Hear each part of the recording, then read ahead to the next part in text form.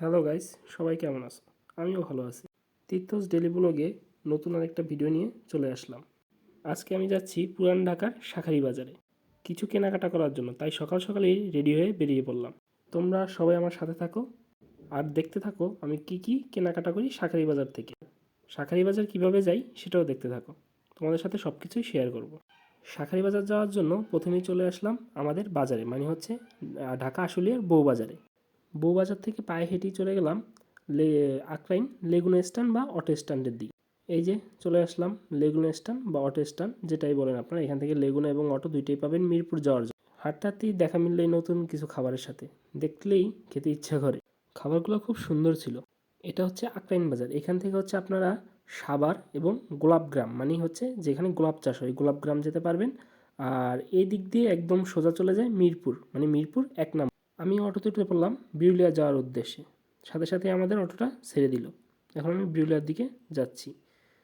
আক্রাইন বাজার থেকে বিরুলিয়া যেতে ভাড়া পড়বে হচ্ছে অটো ভাড়া 10 টাকা। সময় লাগবে 3 থেকে 4 মিনিট, বড়জোর 5 মিনিট লাগতে পারে। তারপরে চলে আসলাম জামাই বাজার। এখানে হচ্ছে সব তাজা সব পাওয়া যায়।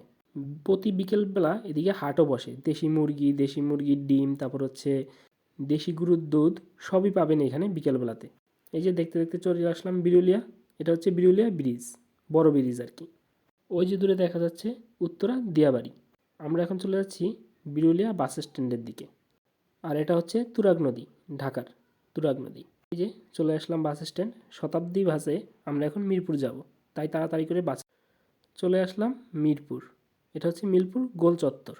আমাদের এখন এই পাশ থেকে রাস্তার ওই পাশে যেতে হবে। ওই পাশ থেকে হচ্ছে তানজিল বাস আছে, তানজিল বাসে করি আমরা হচ্ছে পুরান ঢাকা, মানে হচ্ছে শাঁখারী বাজারের উদ্দেশ্যে রওনা দেব। তাই আমি পায়ে হেঁটেই এই পাশ থেকে ওই পাশে বের হলাম। এই যে যাচ্ছি ওই পাশে। এই যে রাস্তা বের হওয়ার পরে ওই যে বাস দাঁড়িয়ে আছে, এটাই হচ্ছে মিরপুর বাস স্ট্যান্ড। এখান থেকেই সব বাস পুরান ঢাকা অথবা সদরঘাট ওদিকে যায়। তো আমি যাওয়ার জন্য এখন তানজিল বাসে উঠে পড়লাম। তানজিল বাসে করেই হচ্ছে আমি এখন ঢাকার পুরান ঢাকাতে যাব শাঁখারী বাজার। দেখতে দেখতে চলে আসলাম শাহবাগ ফুল মার্কেটের কাছে। দেখুন কি সুন্দর ফুল। এর মধ্যেই খেয়াল করলাম একটা আঙ্কেল ফুলের বুকে নিয়ে বাসে। তো চলতি পথে আমি একটু আলুর চিপস খেয়ে নিলাম। অফিস টাইম হওয়াতে রাস্তায় প্রচুর জ্যাম লাগে। তারপর বাস থেকে নেমে পায়ে হেঁটেই রওনা দিই, কারণ শুধু শুধু বসে থেকে লাভ নেই, সময় নষ্ট করার কি দরকার। পায়ে হাঁটতে হাঁটতে চলে আসলাম রায়শা বাজার। রায়শা বাজার থেকে এখন যাচ্ছি কোর্টের সামনে। কোর্টের পরেই হচ্ছে আপনাদের সেই শাঁখারী বাজার। এটা হলো মহানগর দায়রা জসকোর্ট। জসকোর্টের ঠিক একটু সামনে গেলেই একটা রোড রাস্তা পাবেন, একদম সোজা চলে গেছে। ঠিক এই যে এই পাশেই একদম সোজা এই রাস্তা, শাঁখারী বাজারের রাস্তা। একটু সামনে হেঁটে গেলেই শাঁখারী বাজার দেখতে পারবেন। ওই যে গেট দেখা যাচ্ছে শাঁখারী বাজারের। শাঁখারী বাজারের দিকে যেতেই প্রথমে চোখে পড়লো এই প্রথম একটা মন্দির। মন্দিরটাতে প্রণাম করেই সামনের দিকে এগোতে শুরু করলাম। তখনই চোখে পড়লো এই নাস্তার দোকানটা। এখানে নিরামিষ সব নাস্তা পাওয়া যায়।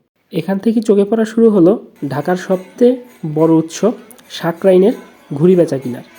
একদম বাজারে ধুম লেগে গেছে ঘুড়ির। রং বেরঙের ঘুড়ি, ছোট এবং বড় সবাই আনন্দের সাথে ঘুড়ি কিনছে। তার সাথে আমি একটু দেখলাম, উপলব্ধি করলাম পুরান ঢাকার ভিতরে পৌষ সংক্রান্তিতে এই সাকরাইন উৎসব পালন করা হয়। এই সাকরাইন উৎসবকে ঘিরে পুরান ঢাকাতে অনেক অনুষ্ঠানের আয়োজন করা হয়। তারপরে আমি চলে গেলাম শাখার দোকানে আমার বৌদির জন্য একজনের শাখার কলা কিনতে। এই যে এই শাখাটা আমার বৌদির জন্য কিনলাম। দেখো তো কেমন হলো। যদি সুন্দর হয়ে থাকে তাহলে তো অবশ্যই একটা লাইক, কমেন্ট, শেয়ার করে দিবে। আর শাখাটা কেমন হলো সেটাও কমেন্ট করতে ভুলবে না কিন্তু।